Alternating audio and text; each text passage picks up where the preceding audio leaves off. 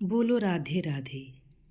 एक भाई अगर दूसरे भाई के ऊपर अत्याचार करे तो हमें क्या करना चाहिए? सुनिए हमारे अनिरुद्धाचार्य जी से। बोलो राधे राधे। यदि अधिकार की बात आएगी तो अपने अपने अधिकार की लड़ाइयां तो लड़नी ही पड़ेंगी। राम को लड़नी पड़ी, श्री कृष्ण को लड़ना पड़ा, तो हमें और आपको नहीं लड़ना पड़ेगा। इसलिए लड़ना भी सीखो, धर्म के लिए। अधर्म के साथ ना खड़े हो जाना। पत्नी के लिए राम जी लड़े, हाँ या ना? बोलो हाँ। अत्याचारी रावण को राम जी ने लड़ करके समाप्त किया। आप लोग कहते नहीं जी लड़ना ना पड़े, लड़ना ना पड़े, अब कौन कोर्ट कचहरी करेगा, कौन नहीं। जी आप नहीं लड़ोगे तो आप परेशान और होगे।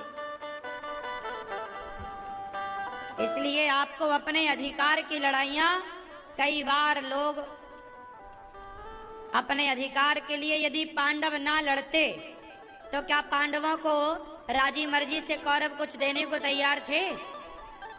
उत्तर दो, बोलो भाई।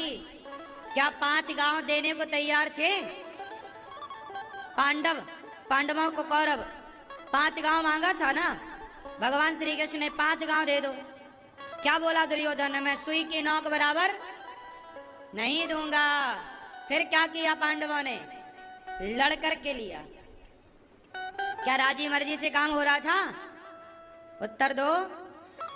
इसलिए अपने अधिकार की बातें करना आपका अधिकार है। अपने अधिकार की लड़ाइयां लड़ना ये आपका अपना, हाँ, मिसयूज ना करना अपने अधिकार का।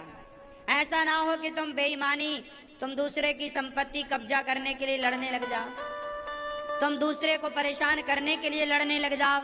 यदि तुम किसी दूसरे को बेवजह परेशान करने के लिए तुम अपने पावर का दुरुपयोग करते हो, तब तो गलत बात है। फिर भगवान तुम्हें ठिकाने लगाएंगे। आप अपने धर्म की लड़ाइयां लड़ो और अपने बेटा और अपनी बेटियों को भी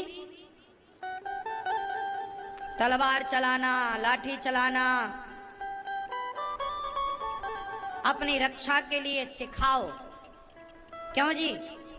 ये बात सही है, सिखाना चाहिए कि नहीं? आज के लड़कों को कुछ नहीं आता, कोई 2 थप्पड़ मार के चला जाए, कुछ नहीं कर पाते। आज की लड़कियों को कोई लड़का छेड़ देता है, कुछ नहीं कर पाती। अरे आंखें नोच लो।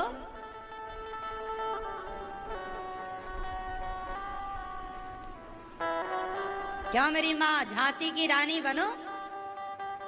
जरूरत पड़ने पर आत्मरक्षा क्या, राष्ट्र की रक्षा करना पड़े तो राष्ट्र की रक्षा के लिए आपको खड़ा होना पड़े, खड़े हो जाओ। तैयारी क्या है आपकी? कुछ नहीं है। आज आपको खदेड़ दिया जाए तो आप भाग जाओगे। आप लड़ना नहीं सीखे। मुसलमान भाई लड़ना जानते हैं, इसलिए वो बकरों को काटते हैं कि उनका एक अभ्यास बना रहेगा कि गर्दन ऐसी काटी जाती है। वो अभ्यास कर रहे हैं बकरों को काट के।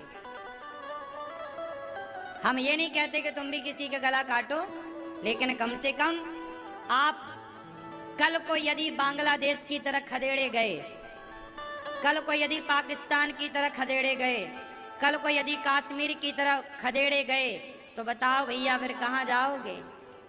ये बता दो हमें बस। कश्मीर से खदेड़े गए कि नहीं हिंदू? हाँ या ना? उत्तर दो। अरे बोल तो दो सरकार, नहीं बोल रहे हो। कहां से खदेड़े गए? कश्मीर से, बांग्लादेश से। पाकिस्तान में हिंदू अब बिल्कुल नाक के बराबर बचा है। कितने थे खदेड़े गए। और जिस दिन भारत में आज बहुत सारे राज्यों में हिंदू अल्पसंख्यक हो गया है, बहुत सारे राज्य भारत में ऐसे हैं जहां आप भारत माँ की जय नहीं लगा सकते, राम नाम का गुणगान नहीं गा सकते। ऐसे भारत में बहुत स्थान है। खदेड़े जाओगे तो बताओ कहाँ जाओगे? ये प्रश्न आप सबसे है, उत्तर अपने को दे देना, हमें उत्तर देने की जरूरत नहीं। इसका उत्तर यही है कि कश्मीर से खदेड़े गए तो खदेड़े मत जाओ। कश्मीर पंडितों को, कश्मीरी पंडितों को, हिंदुओं को कम से कम कुछ लड़ाई तो करनी थी ना, लड़ना था। तुमने लड़ना नहीं सीखा, इसलिए तुम्हारा नाश हो गया। तुमने लड़ना नहीं सीखा, इसलिए तुम 700 साल तक गुलाम रहे मुगलों के और अंग्रेजों के।